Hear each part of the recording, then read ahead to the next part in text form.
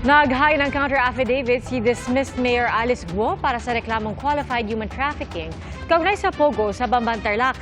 Pero ang DOJ pinaiimbestigahan kung talagang humarap sa notaryo si Guo para sa kanyang counter-affidavit. Saksi, si Salima Refran.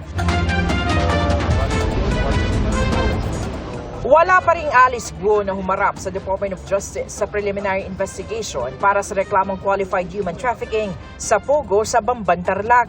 Pero may pinadalang motion to reopen and admit counter-affidavit ang dismissed Bamban Mayor.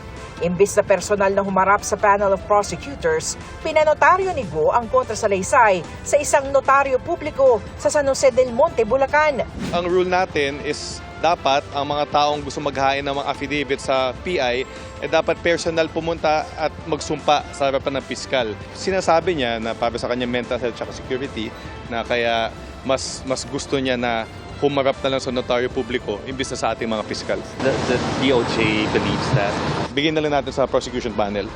Ang DOJ inatasan ng NBI para imbestigahan kung talaga nga bang humarap sa notaryo si Guo. Hanapin yung notaryo at alamin kung humarap talaga sa kanya si Mayor Guo. Kasi Baka gawa-gawa lang. Sana hindi, no? Pero posible din yun. Sa ganyang kontrasalaysay, maring tinanggi ni Guo ang reklamo at hinihinging ibasura ito. Politically motivated daw ang smear campaign lang laban sa kanya. Kalokohan daw na sabihing sangkot siya sa human trafficking dahil sa pagiging dating stockholder ng Baofu Land Development, ang real estate company na nagpaupa sa Zunyo One Technology. Ang Zunyo One ang Pogo na ni-raid sa Bamban noong Marso. Hindi raw masasabing sapat na ebidensya ang electricity bill na nakapangalan sa kanya. Wala rin daw siyang kinalaman o papel sa Zunyo One o sa Hongsheng Gaming na unang ni-raid na Pogo sa Baofu compound.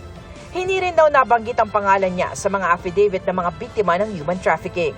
Mali rin daw sabihing sangkot siya sa trafficking dahil sa pagtupad ng tungkulin bilang mayor ng Bamban. Kumpleto raw mga dokumento ng Zunyo One kaya na-issuehan sila ng mga permit ng munisipyo. Ang kapwa-respondent naman ni Guo na si dating Technology and Livelihood Resources Center official Dennis Cunanan, personal na humarap sa prosecutors para maghain ng salaysay. Tumanggi siyang magbigay ng pahayag. Ang PNP CIDG at PAOK maghahain ng reply affidavit sa susunod na pagdinig. Para sa GMA Integrated News, Salima Refran, ang inyong saksi. Mga kapuso, sama-sama tayong maging saksi. Mag-subscribe sa GMA Integrated News sa YouTube at para sa mga kapuso abroad, samahan niyo kami sa GMA Pinoy TV at sa www.gmanews.tv.